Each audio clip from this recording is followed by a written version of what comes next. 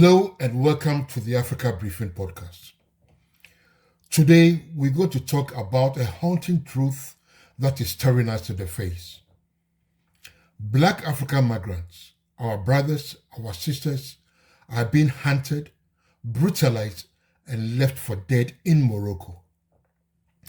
And yet, in just a few months' time, Morocco will roll out the welcome mat for the Africa Cup of Nations, a festival of African unity on soil soaked in African blood. So we ask, should Black Africans boycott AFCON 2025 in protest? Before we go any further, I must warn you, what you're about to see will disturb you, but we cannot look away.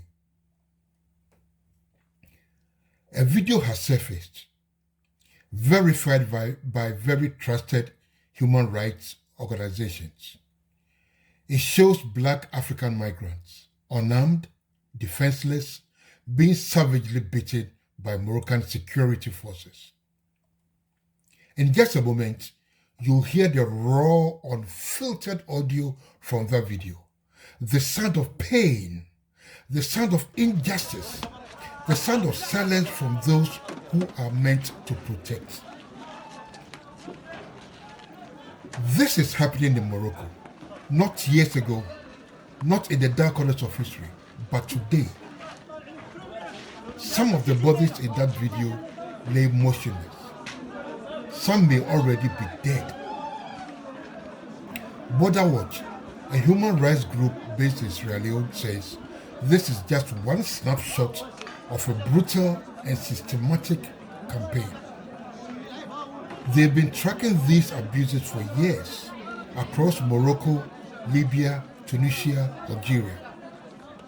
Beatings, detentions, deportations that leave people stranded in the desert without water. And in Libya, slavery. In Tunisia, lynch mobs. And now Morocco, once again exposed. Wilson Kabia, the lead advocate at Border Watch, put it bluntly, and I quote, "This is not just migration control. This is state-sponsored racial violence against Black Africans." And now, Morocco is preparing to host the continent's biggest football tournament, AFCON 2025. The same Morocco accused of unleashing unspeakable brutality on Black Africans. So I ask, can we, as Black African nations, go there? Can we play football in Morocco while outside the stadium walls, Black bodies lie broken and bloodied? Should we stand on those pitches and sing anthems while our own people are being crushed beneath the weight of a system designed to destroy them? Should we boycott AFCON 2025? Border Watch says the violence captured in that video is only the tip of the iceberg. They are calling for international intervention. The International Criminal Court must investigate these alleged crimes against humanity. The UN Human Rights Council must launch an inquiry into Morocco's treatment of Black Africans. The African Union must confront Morocco and demand accountability.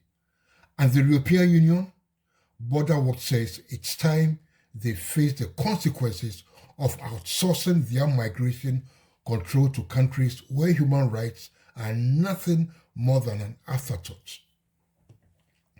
But Morocco, it stays silent. The Confederation of African Football, silent. The African Union, silent. And this silence, it is complicity. I want you to imagine the journey. A young man from Sierra Leone, or Ghana, or Guinea. He crosses deserts, flees conflict, dreams of a better life.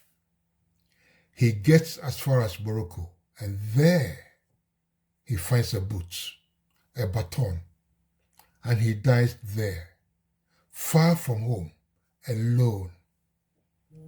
Now, imagine the world turning up in Morocco. Stadiums packed, flags waving, goals scored, cheers rising, and outside those stadiums, silence. Border Watch is also sending an urgent message to migrants considering these deadly routes. Their advice is clear. 1. Do not travel alone. 2. Avoid moving at night. 3. Stay far away from checkpoints, where beatings and disappearances are common. 4. Never trust smugglers promising safe passage. Many migrants end up sold into slavery. And Libya, do not even think about it. Slavery, torture, death. There are safer options. There is help from the UN High Commission for Refugees, from the International Organization for Migration, and other groups. But people need to be informed, and we need to stand with them. AFCON is supposed to be a celebration of African unity. But what unity exists when Black Africans are being brutalized and no one speaks? What pride is there in raising a trophy while bodies are broken just beyond the stadium gates? And so I ask again, should Black African nations boycott AFCON 2025? Should we say we will not play on blood-soaked fields? We will not cheer while our people cry out in pain? We will not stand with those who stay silent? This is our line in the sand. This is our moment to choose. Justice or complicity? Dignity or disgrace? The African Union has a choice.